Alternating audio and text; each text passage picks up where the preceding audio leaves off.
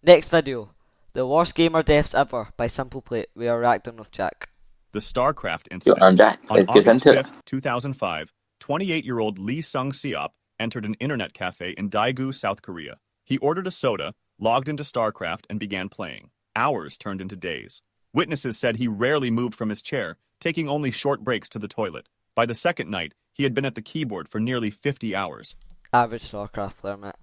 His posture sagged, his Can't even eyes blame him. bloodshot, but he kept clicking. The cafe manager urged him to stop, but Lee shook his head and loaded another match. At dawn on the third day, he suddenly collapsed. Paramedics arrived quickly, but he was unresponsive. At the hospital, doctors confirmed cardiac arrest brought on by exhaustion, dehydration, and blood clotting from immobility. He was Yeah, I think this video is going to start off slow like this, but later on we're going to see, like, crushed by his own monitor while playing Valorant and stuff like that. pronounced dead shortly after arrival.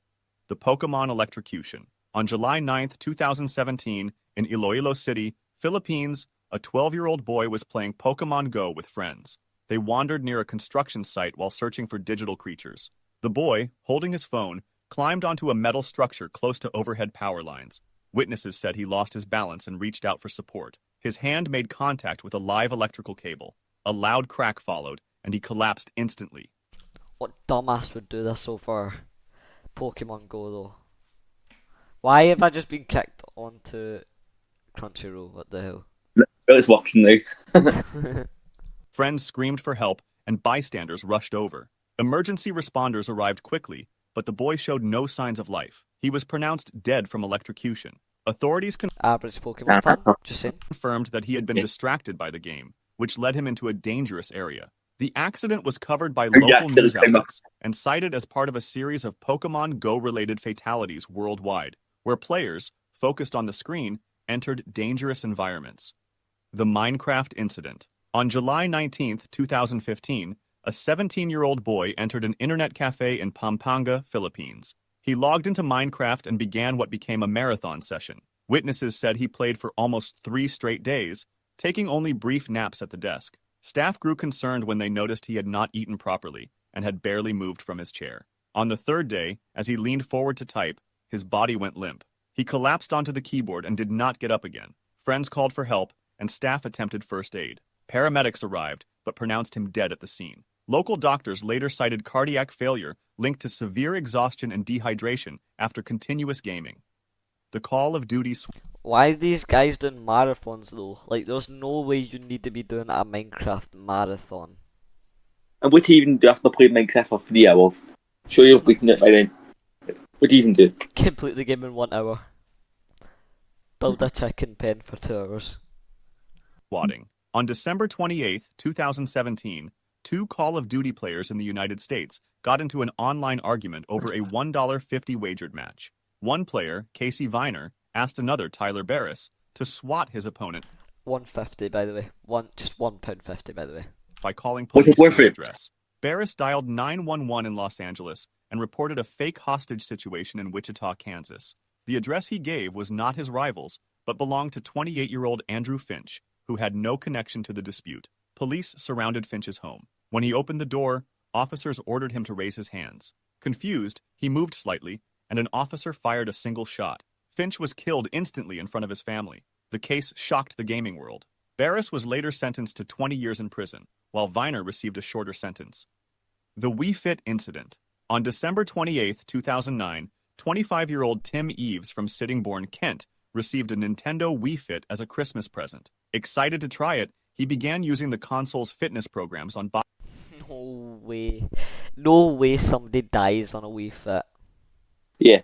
Have you ever seen those mat? I've still got a Wii Fit mat. There's nothing to do with it but the app. It's so just... How does one die to this? Boxing Day.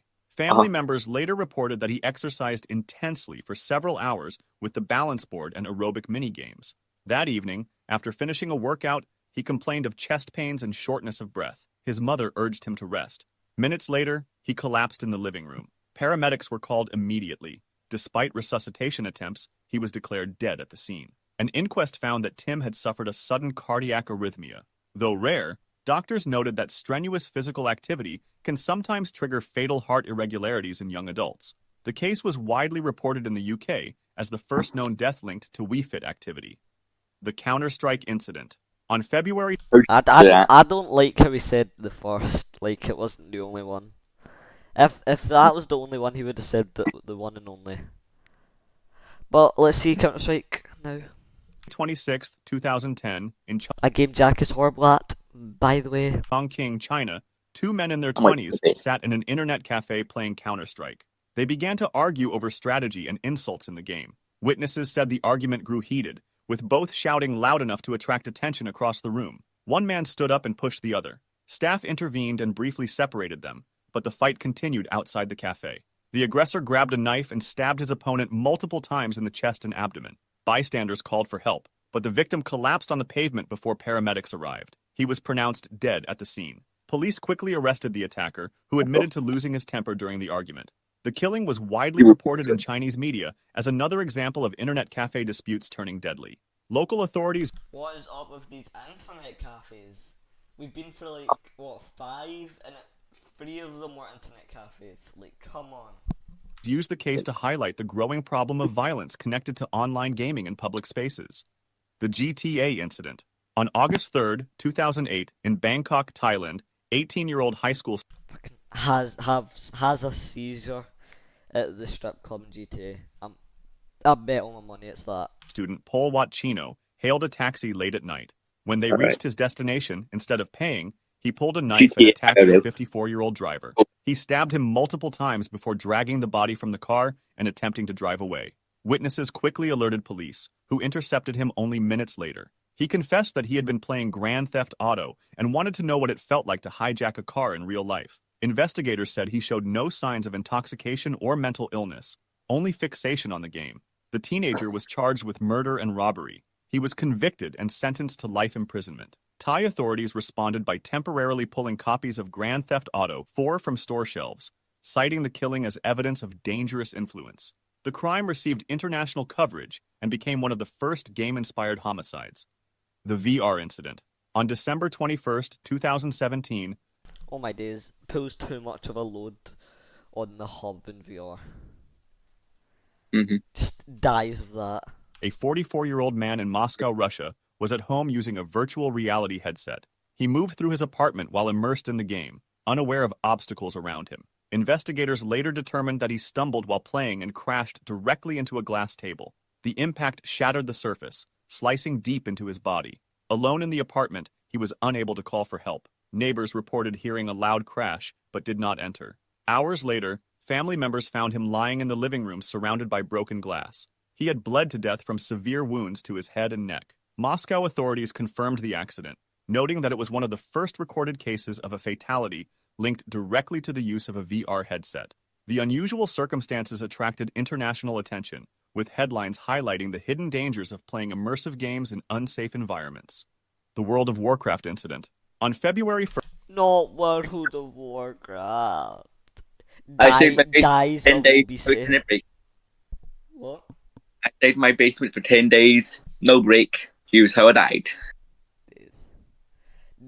Dies of overweightness. Have you seen the average World of Warcraft player? Or do you see that South Park episode of World of Warcraft? Was that World of War? I didn't know that was World of Warcraft. I knew it was Mhm. something like World of Warcraft though, like League of Legends or something. 2007, a 26-year-old man walked into an internet cafe in Guangzhou, China. Oh no. He sat down, opened Another World one. of Warcraft, and began As my ears just blessed me with another internet cafe. He played for 3 days, got killed in the game, and died. Nah, 5-day marathon, died in a second. to play. Witnesses later said he barely spoke, only pausing for instant noodles or brief toilet breaks. Day 1 passed, then day 2. He remained in the same seat, eyes fixed on the screen, fingers steady on the mouse. By the 3rd day, his movement slowed. At 10 a.m., What is it with these people in internet cafes for days on end? Please, he go suddenly home. slumped forward onto the desk. Other customers thought he had fallen asleep. After several minutes without motion, Let me staff guess, went this to is check. another They shook his shoulder, but he was cardiac-related limp. An ambulance was called. When paramedics arrived, he showed no pulse. Doctors at the nearest hospital declared him dead, citing cardiac arrest linked What to did I say? extreme incident. What did I say? Oh my I god. said cardiac. exhaustion and dehydration after 3 days of continuous gaming. The Halo incident. On October 20th, 2007, in Wellington, Ohio, 16-year-old Daniel Petrick argued with his parents after they confiscated his copy of Halo 3.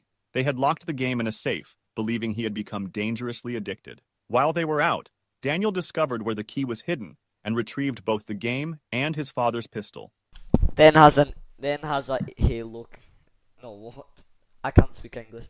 Then has a Halo marathon at the cafe. That's what's gonna happen next. When his parents returned, he confronted them in the living room. He asked them to close their eyes, saying he had a surprise. Instead, he raised the pistol and fired. His mother, Susan, was killed instantly. His father, Mark, was shot in the head, but survived. Daniel attempted to frame his father by placing the gun in his hand. Paramedics arrived quickly and saved him. Daniel was arrested and later sentenced to 23 years to life in prison. The case shocked the United States, raising questions about violent video games and teenage obsession. The Pokemon Cliff. On September 7, 2016, two men in Tokushima Prefecture, Japan, were playing Pokemon Go along a coastal path. The mobile game, which used GPS and augmented reality, had become a global sensation only weeks earlier. Players often followed the app into unfamiliar Our second Pokemon Go incident in this video, by the way. areas while chasing virtual creatures. That afternoon, the men, aged 21 and 22, walked together while staring at their phones. The trail narrowed near a steep drop overlooking the sea. Focused on the screen, they failed to notice the edge. Both fell from a height of more than 65 feet. Emergency responders were called immediately by nearby witnesses. One of the men was found alive but badly injured. The other was discovered at the base of the cliff, unresponsive. He was declared dead at the hospital a short time later. Japanese authorities urged players to pay more attention to their surroundings, and the case received wide coverage in national and international media. The League of Legends incident. On November 14, 2012, a 23-year-old man entered an internet cafe in Wuhan, China. He sat at a terminal, Oh, another cardiac death, isn't it? logged into League of Legends, and began to play. Staff said he had been a regular customer, sometimes staying for long sessions, but this time he remained in his seat for nearly 23 hours without... Nope.